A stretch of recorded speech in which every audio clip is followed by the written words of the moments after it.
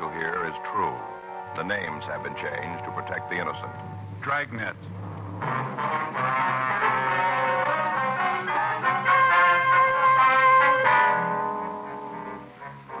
You're a detective sergeant. You're assigned to juvenile detail. A 13-year-old girl has disappeared from her home. There's reason to suspect foul play. Your job, investigate.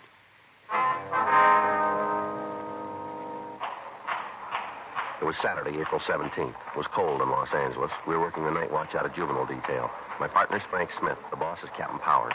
My name's Friday. I was on my way back from the 4th floor, and it was 11:52 p.m. when I got down to the main floor. Squad room. That you, Joe? Yeah. How'd it go? Oh, not too good. Did he say anything? No. He says we got him for the job, but it's going to end there. He's playing the big man now. Says he's not going to name that other kid. Yeah. Well, let him sweat it out tonight. He'll feel different in the morning, maybe. I hope you're right. Anything come in? As soon as I finish up this log, we can shove off if you want to. All right. You going right home? I say you're going right home.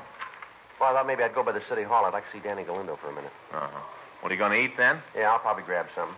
You want to go? Might as well. Kind of hungry. I don't like to wake Faye up. She sleeps kind of light, you know. She always wakes up when I get to rattling around the kitchen. Yeah.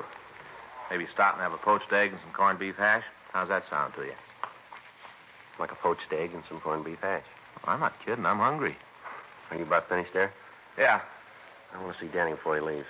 What is it, something special? No, I heard that he had a set of golf clubs for sale. I thought maybe I'd look at them. Are you going to start playing golf? No. I thought maybe I'd take a look at them. I got it. Juvenile Division, Friday. Yes, ma'am, that's right. What's that address? All right, no, we'll find it. We'll try not to worry. We'll be right there. Yes, ma'am. Goodbye. Well, that food of yours is going to have to wait. What? 13-year-old kid's missing. Probably at a neighbor's. Her mother thinks she's been kidnapped. Frank and I left the office immediately, and we drove out to the address I'd been given on the phone. The caller had told me that her 13-year-old daughter was missing from the house. We parked our car a block from the place and walked the rest of the way in the event that the house might be watched. 12463 Courtney Terrace was a large house above Hollywood Boulevard. When we got there, all of the lights were on. Frank waited while I went up to the front door, and after a few minutes, he joined me. We were admitted to the house by a tall man in his early 40s who identified himself as the missing girl's father, Gilbert Moran.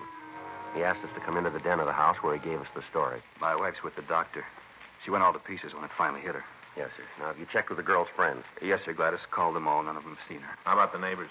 Oh, we've talked to them, too. They just can't tell us anything. You've got to find her. Yes, sir. We'll do our best, Mr. Moran. Now, you want to start at the beginning and tell us what happened? Yeah. Do you want a cigarette? No, you go ahead. I have one here. How about you? Oh, I have one, sir. Here's a match. Thank you. Joe? Yeah, thank you. All right, sir. Do you want to tell us what happened? Well, Gladys and I went to a show tonight down on the boulevard. We left Bunny here doing her homework. Bunny? That's your daughter? Yes, sir. Her name's really Lucille, but the kids at grammar school tagged her Bunny, and she's been called that ever since. Uh-huh. What time did you get here? It must have been about 11:40, somewhere near there. Mm-hmm. Did you notice that your daughter was gone right away? No, sir, not at first. I locked up, and then Gladys and I went upstairs. We checked Bunny's room, and she was gone. I see. Gladys started to think all kinds of things. Mm-hmm. I tried to calm her down. We got Bunny's telephone book and started to call her friends. We know most of them. They hadn't seen her.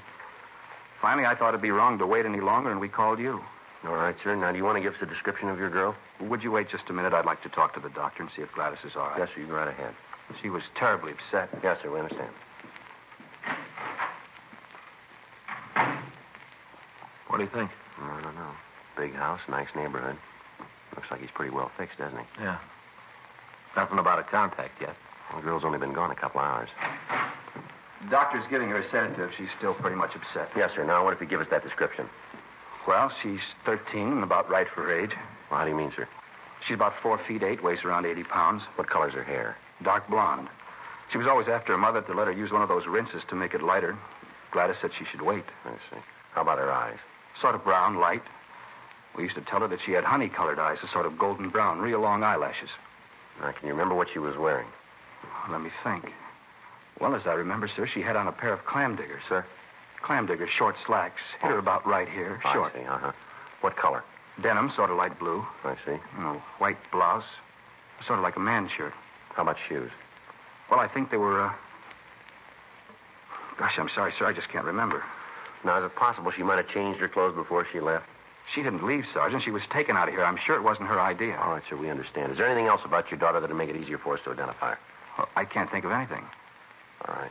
Frank, what if you call us in, please? Yeah. May I use your phone, Mr. Moran? Certainly. Where is it, please? Right through that door, there's an alcove in the hall. All right. The light switch is on the right, just behind the door. Thanks, sir. Say, wait a minute. Yes, sir? I forgot about Skippy. Who's that? Skippy, the dog, Bunny's dog. He's gone, too. Is that right? He must be with Bunny. First time I thought of him. He's usually right with her all the time. I haven't seen him since we got home. What kind of an animal is he? Golden cocker, about 4 years old. Bunny got him for her 9th birthday. I see. Better call that in, too, huh? Yeah. I wonder if I could see her room. Oh, sure, it's upstairs. This way? Mm-hmm. I hope you're not going to be angry, Mr. Moran. What? Has there been any trouble here in your home that might have affected the girl? What do you mean? Well, any arguments, disagreements, anything that might have upset her? No. No. Upstairs? Yes. How about boyfriends? You mean, does Bunny have any? That's right. Oh, there are a couple of kids in her class she has over once in a while. She's not allowed any nighttime dates. I see. Once in a while on a weekend, we go to a show and take one of the kids with us. Is there any one boy that she sees more than the others? Oh, no. Gladys and I both think she's too young for that. It's down this way, Sergeant. All right. This is her room. When we left, she was sitting right there at the desk. You can see how there's paper scattered all over. Yeah. Looks a little like there was a struggle, doesn't it? Mm-hmm. And she wouldn't do a thing like this if you just walked out. No, sir. Where does this door lead over here? Outside to a walk that runs around the house. Locked. Was it this way when you came home? Oh, yes, sir. I didn't touch a thing as soon as I realized she was gone. The radio was still on, wasn't it? I told you, I didn't touch a thing. I see. She's been kidnapped, Sergeant. Somebody took her out of this house. Wait a minute, Mr. Moran. Well, what is it? What you found? There's something under the bed here, doesn't it? It's her dog, Skippy. Yeah. Looks like he's been beaten to death, doesn't it? Frank called the office, and the description of the missing girl was broadcast. Captain Warren Stilson was contacted, and he sent a crew of men out to the house to go over the room for physical evidence. The telephone company was contacted, and arrangements were made for an extension phone to be placed in the same room as the existing instrument. In this manner, if the kidnapper should attempt to make contact with Moran, we could relay instructions to him easily. All of these preparations, however, were made with the thought that the house might be under surveillance by the person or persons who had taken the child. A team of men from Georgia Street Juvenile was sent out to the house, and a 24-hour watch was set up. Frank and I began to talk to the neighbors and friends of the Morans. None of them could shed any light on the missing teenager. By 4 minutes to 6 on Sunday morning, there still had been no attempt at communication by the kidnappers. By this time, the girl's description had been given out to all officers in the city who might come in contact with her. Although when we talked with the neighbors, we'd asked them to keep the inquiries in strictest confidence, one of them had gotten in touch with a local newspaper. And before we had a chance to stop it, the news of Bunny Moran's disappearance was out. The other papers in the city picked up the news, and by noon on Sunday, special editions were on the streets. 1:40 p.m. Still no word from the girl's abductors. Her friends were re-questioned without results. All of the people who knew her or who had any dealings with her were interrogated. Still no leads.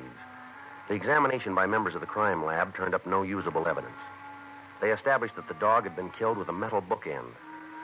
The Federal Bureau of Investigation was contacted, and they assigned a team of agents to work with us. By 6:20 p.m., Mrs. Moran was in a state of complete collapse. The entire city and the state were looking for a 13-year-old daughter.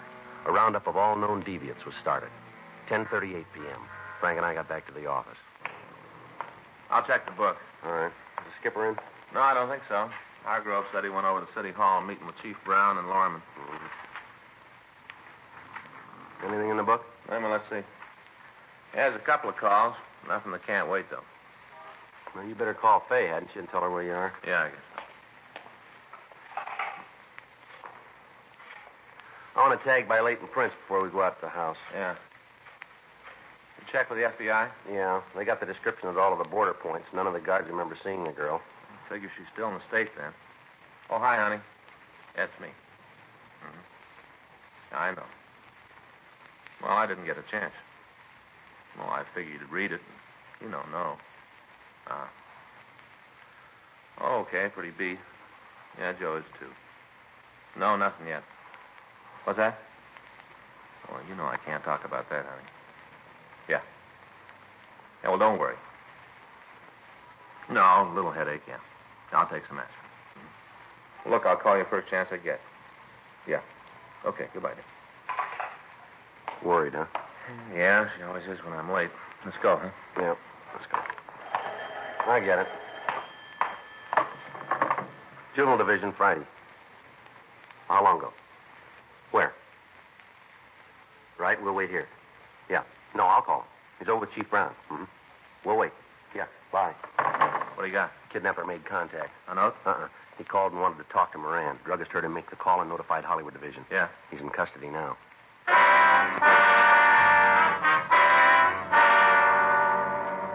Frank and I waited until the suspect was brought into the office for questioning. He'd been apprehended in a drugstore while he was on the phone talking to Mr. Moran.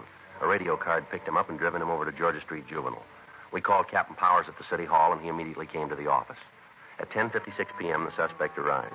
He was taken to the office of the night watch commander for questioning. All right. What's your name? You're the cop, you tell me. Take everything out of your pockets. What is this, a shakedown? Don't you hear good? All right. There's my wallet. Any money in it? Couple of bucks. Take it out. What are you doing, playing a lucky dollar Keep contest? the money in your hand. Just put the wallet on the table. Get the other pockets out. Nothing in them. Let us worry about that. All right. Change. There's a comb. Handkerchief. Clean, too. Matches. Cigarettes. There's a pen and pencil set. Couple more pennies. That's it. Want to check it, Joe? Yeah. This your wallet? It was in my I pocket. asked you if it was yours. Yeah. Driver's license here. This your true name? Better read it so you can have it in the record. Mark Lawrence Lansdale. That's your true name? It's what it says. You still live at the same address? Yeah. I'm going to ask you one question, Lansville. I want the right answer. What do I get if I come up with a winner? Where's the Moran girl? I don't know what you're talking about. And you better find out. 13-year-old kid's missing. You called her parents and asked for $50,000 for a return. Now, where's the girl? I thought you arrested guys for using the needle. Answer the question, mister. If I had it, you'd get it. All right, mister. I'm going to ask you once more. Where's the girl? I don't know what you're talking about. You think you're pretty big, don't you? I'll answer that one for you. You do that, will you? You say this girl's been kidnapped. All right? This is your party. You say you can prove that I made a call asking for $50,000. So far, I'm on the right track? All right. Then it figures that if you're so sure I got something to do with it, if I'm here, the girl's in trouble, don't it? Go ahead. If I don't turn up, something bad's likely to happen to her. True? You're still on. Well, if it's like I say that I don't know anything about it, then you're going to have to turn me loose anyway. I got nothing to worry about, cop. You keep me here and your prize kid's liable to end up in a ditch. You let me go and maybe you got a chance of getting her back. I'm going to spell it out for you, Lansville, and you listen good. There's nothing getting you out of here, nothing. I got 2 kids of my own, and I know how those parents feel. I'm on their side. If anything happens to that girl, you won't forget it for the rest of your life. And if I've got anything to say about it, that won't be very long. I'll pull every string I know to see that I get to take you to the joint and strap you in the chair myself.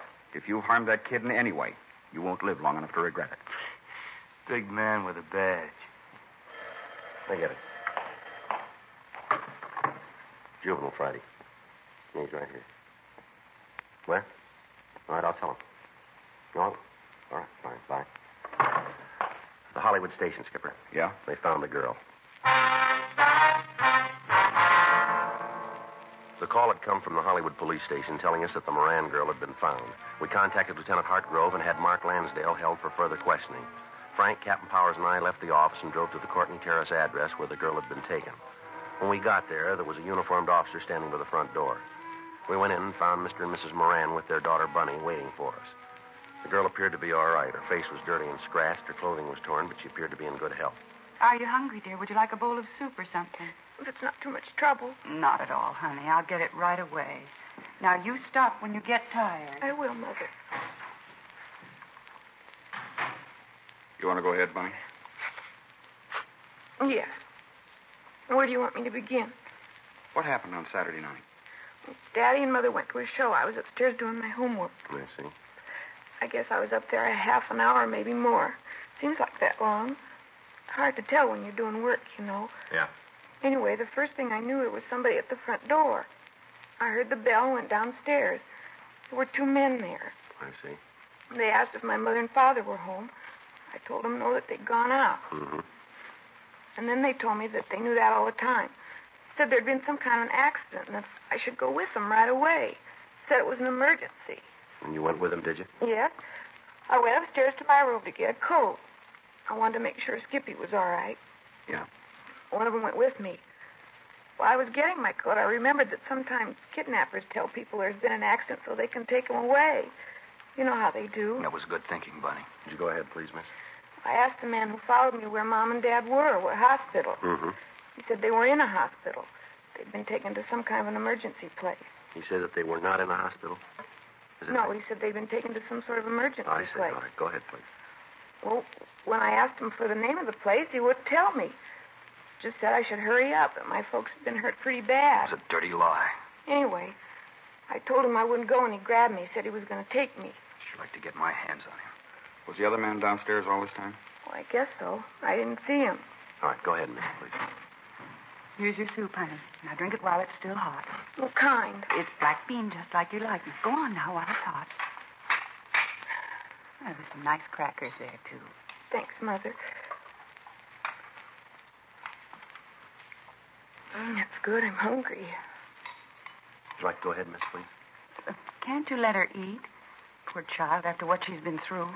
There's another man out, Mrs. Moran. We've got to find him. He's right, Gladys. Well, you go ahead and eat while you're talking. Yes, Mother. And not too fast. All right. Please go ahead, miss. Well, when he grabbed me, Skippy, that's my dog, he got sore. Got real mad when he saw the man grab me, and he jumped at the man, tried to bite him. I see. The man hit Skippy, grabbed him and hit him a lot. I guess it killed him. I don't know. What happened then? Well, they took me out the car. It's parked outside in front of the house. Did you get a good look at the car? Mm-hmm. You can give us a description of it, then. Yeah, I can tell you all about it. All right, where'd the men take you? Well, they drove for a long time. I think it's up in the hill someplace, up in Laurel Canyon. Mm-hmm. There's this kind of a house there, tar paper. Looks like the buildings they had when they were building the freeway. Tar paper shacks, like they keep the blueprints in. Mm-hmm. One of those. Didn't even have a floor, just dirt. They put me in there and left me. I heard them lock the door when they went away. I see. I didn't know what to do. I sat there for a little while and tried to think what to do. Did they have you tied in any way? Yeah, they had ropes around my hands and around my feet. Mm-hmm. I fell asleep after a while. Cried for a while and then fell asleep. Oh, my poor baby. I guess it was morning when I woke up. I couldn't tell too good because there wasn't any window in the shack, just the walls and no floor. Mm-hmm. First, when I woke up, I didn't know where I was, and I remembered. Did either of the men come back at all? No, I sat there for a while, and then I tried to think of some way I could get away. Yeah. There was a whiskey bottle on the floor, and I kicked it until I broke it. Then I took one of the pieces and cut the ropes on my hands. I untied my feet and then just went around the shack kicking the walls until I found a place that wasn't strong. I found one and I crawled through. Mm-hmm. What'd you do then? I started to walk. It was pretty late by that time, and I started to walk down the road. I was looking for a house. Mm-hmm. I got to a street and walked along it for a while. There weren't many cars, but a truck came along, and the driver stopped and gave me a lift. Drove me to Laurel and Hollywood Boulevard and then let me out. Yeah. After that, I walked home. You were real brave, honey. I was pretty scared. There were a lot of times I didn't know what to do. You just bet there were, baby. But you did good. You're safe now. Can you describe the two men for us, do you think? I guess so. One of them was dark, kind of short, looked like... Oh, what's his name? You see him on television all the time, real mean-looking. I'll think of his name. Looks exactly like him. Mm-hmm. What about the other one? He wasn't very big either, kind of brown hair, thin, had blue eyes, watery blue eyes. Were those the only two men you saw? Yeah, just the two.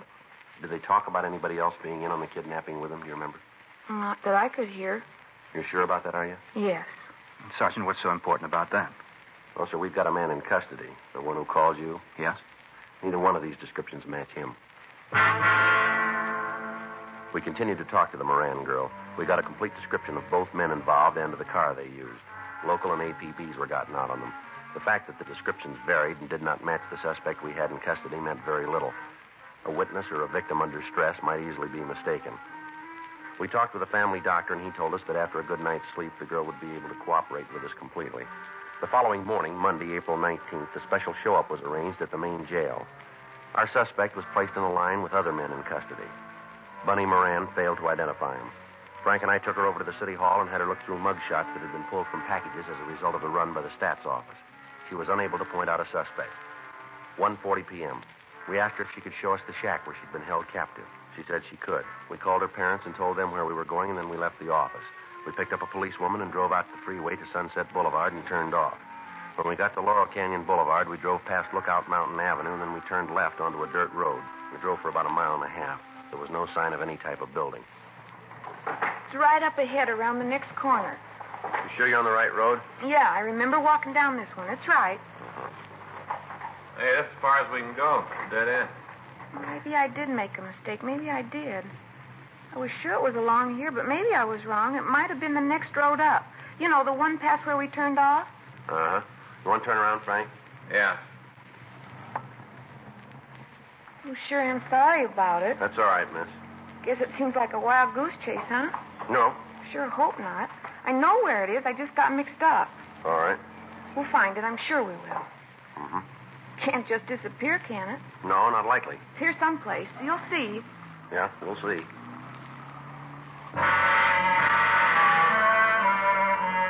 We went back to Laurel Canyon Boulevard and drove up all of the dirt roads in the vicinity. We didn't find the shack. Each time, Bunny Moran would offer some excuse.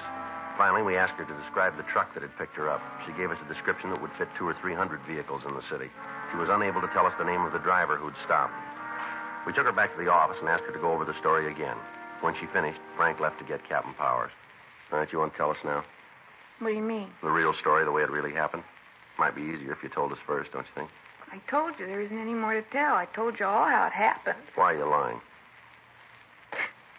I'm not lying. This is the way it happened. Now, look, there are half a dozen places where the story you just told us doesn't fit with what you said last night. I was tired last night. Maybe I didn't remember. That's kind of hard to buy. Too many things that don't check out, miss. The story about your dog, the fact that you can't find the shack. You don't know who the driver of the truck was. There are a lot of things. I forgot, that's all. I made a mistake. Didn't you ever make a mistake? A lot of them. But last night you said that only one of the men went upstairs with you now. Isn't that right? I don't remember.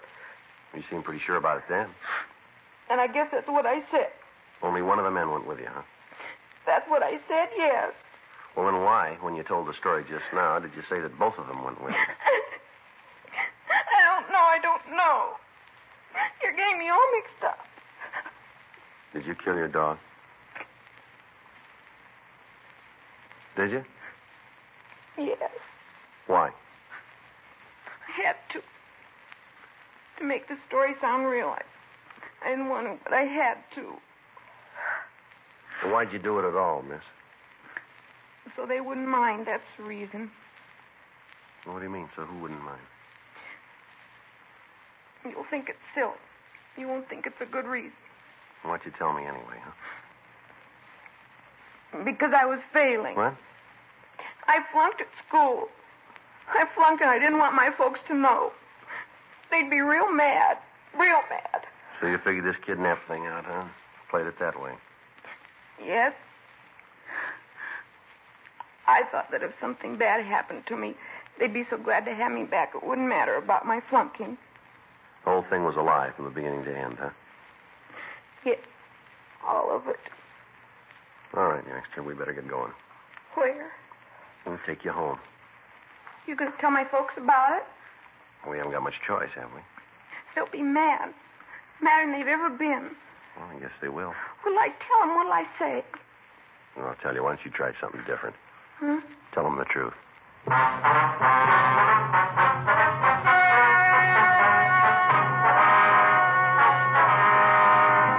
Present at the meeting were Mr. and Mrs. Gilbert Moran and their daughter Lucille. It was decided that no criminal complaint be issued, and the girl was released to the custody of her parents with the understanding that she be given psychiatric help.